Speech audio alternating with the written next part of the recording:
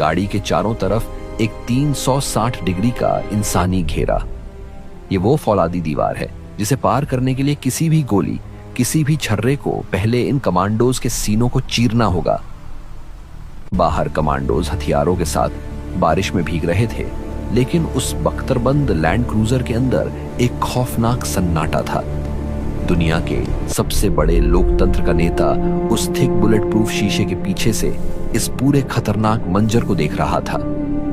एक राजनेता के लिए जनता के बीच जाना आम बात है, लेकिन एक किल जोन में बिना किसी कवर के फंसे होना किसी भी इंसान के लिए एक मनोवैज्ञानिक परीक्षा है। गाड़ी के अंदर मौजूद एनक्रिप्टेड संचार प्रणालियों पर लाल बत्तियां ब्लिंक कर रही थीं, जो बता रही थीं कि बाहर का थ्रेट लेवल कितनी तेजी से बढ़ रहा है।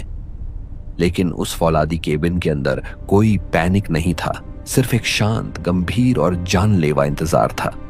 लेकिन खतरा सिर्फ सामने सड़क पर नहीं था, खतरा आसमान में भी था। पंजाब का यह सरहदी इलाका सीमा पार से आने वाले हथियारबंद ड्रोन्स का कुख्यात कॉरिडोर है।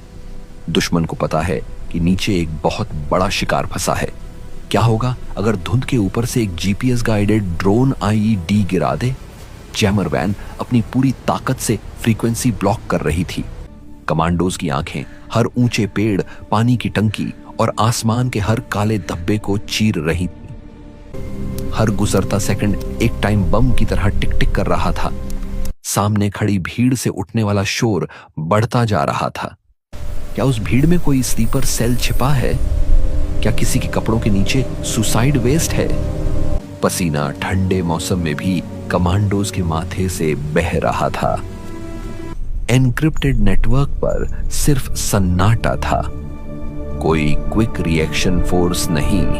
क्लोज प्रोटेक्शन ऑपरेशंस में समय ही सबसे बड़ा दुश्मन होता है। इसे सिक्योरिटी मैथमेटिक्स कहा जाता है। एक जगह पर 5 मिनट रुकने का मतलब है खतरे का 2 गुना होना, और 20 मिनट रुकने का मतलब है दुश्मन को एक परफेक्ट हिट का न्योता देना। जैसे जैसे घड़ी की सुइयां आगे बढ़ रही थी, एसपीजी का threat assessment meter red line को पार कर चुका था। हर वो प्रोटोकॉल जो वीआईपी को उस जगह रोके रखने की वकालत कर रहा था, अब अमान्य हो चुका था। दिल्ली से लेकर ग्राउंड कमांडर्स तक यह स्पष्ट हो गया था कि अब अगर एक पल भी और इंतजार किया गया तो हालात पूरी तरह से बेकाबू हो जाएंगे। वीआईपी सुरक्षा में एक और नियम होता है जिसे गोल्डन आवर कहा जाता है। अगर कोई हमला होता है तो वीआईपी को कुछ मिनटों के भीतर एक लेवल 1 ट्रॉमा सेंटर तक पहुंचाना होता है। लेकिन इस सुनसान और धुंध से भरे फ्लाईओवर पर मेडिकल इवैक्यूएशन की कोई गुंजाइश नहीं थी। खराब मौसम के कारण एयर एम्बुलेंस उड़ान नहीं भर सकती थी और सड़क का रास्ता पूरी तरह से ब्लॉक था। एसपीजी के पैरामेडिक्स अपनी किट्स के साथ तैयार थे, लेकिन वो भी जानते थे कि अगर यहाँ गोलियां चलीं तो खून का एक एक कतरा समय के खिलाफ एक हारी हुई जंग लड़ेगा। यह महज एक घेराबंदी नहीं थी, ये एक परफेक्ट डेथ ट्रैप था। 15 मिनट, 18 मिनट, 20 मिनट। सियासत में पीछे हटना हार माना जाता है, लेकिन रणभूमि में यह एक टैक्टिकल मैन्यूवर होता है। ग्राउंड पर मौजूद एसपीजी के कमांडिंग ऑफिसर के कंधों पर उस वक्त पूरे देश का बोझ था। प्रोटोकॉल कहता था कि राज्य पुलिस से रास्ता साफ करने की मिन्नतें की जाए, लेकिन एक कमांडो मिन्नतें नहीं करता, वह हालात को अपने नियंत्रण में लेता है। जब रेडियो पर बार बार पूछने के बाद भी पंजाब पुलिस के कंट्रोल रूम से कोई संतोषजनक जवाब नहीं मिला, तो ऑफिसर ने अपना हाथ रेडियो कम्युनिकेटर की तरफ बढ़ाया। यह एक ऐसा फैसला था जो शायद एक राजनीतिक भूचाल ला सकता था, लेकिन उस अफसर के लिए राजनीति से बड़ा उसका प्रिंसिपल था।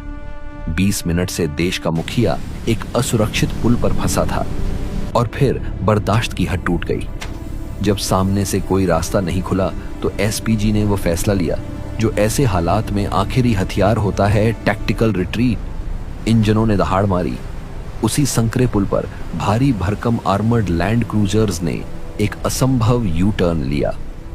रबर और डामर की रगड़ से उठी चिंगारियों ने सन्नाटे को चीर दिया। यह पीछे हटना नहीं था, यह अपने वीआईपी को मौत के मुंह से खींच लाना था। काफिला भटिंडा बेस की तरफ लौट पड़ा। प्रधानमंत्री सुरक्षित थे, लेकिन उस फ्लाईओवर पर गुजरे वो 20 मिनट देश की अंतरात्मा पर एक गहरा जख्म छोड़ गए। राजनीति अपनी जगह है, लेकिन एक सैनिक, एक कमांडो के नजरिए से वो 20 मिनट जहन्नुम के बीचों बीच खड़े होने जैसे थे, जहां कोई ढाल नहीं थी सिवाय उन फौलादी सीनों के जो उस दिन उस फ्लाईओवर पर भारत की धड़कन को रुकने से बचाने के लिए दीवार बनकर खड़े थे।